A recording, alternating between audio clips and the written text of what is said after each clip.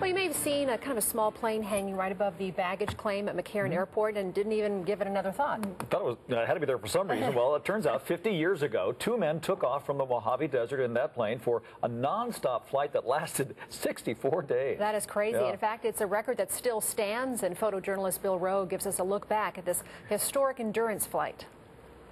Was up in the air for 64 days, 22 hours, 19 minutes, and 5 seconds. They set a record. That record has never been broken. You're talking about a space about the size of the interior of a Volkswagen Beetle. They painted the wheels so that you knew whether or not the plane had landed. It was actually just a folding camp stool with a plastic bag. It was not real fancy. It was not real nice. Mark Hallpatton, museum administrator for Clark County. There's a pilot and a co-pilot.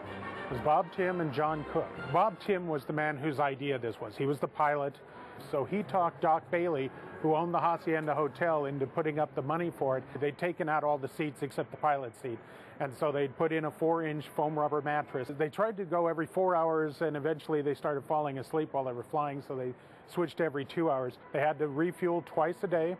They had to hand up everything that they needed and hand back down all their waste. The guy in the back of the truck did have to wear a hard hat, because every so often you'd hit a little air pocket and they'd come down and bounce the wheels off his head. The plan was to beat the record, but once they had done it, they decided to keep going as long as they could. When Bob would be flying, if they were somewhere where they were getting filmed by a news crew, John would always open the side door, step out, they had a little step, and he would stand on the step and wash the windshield.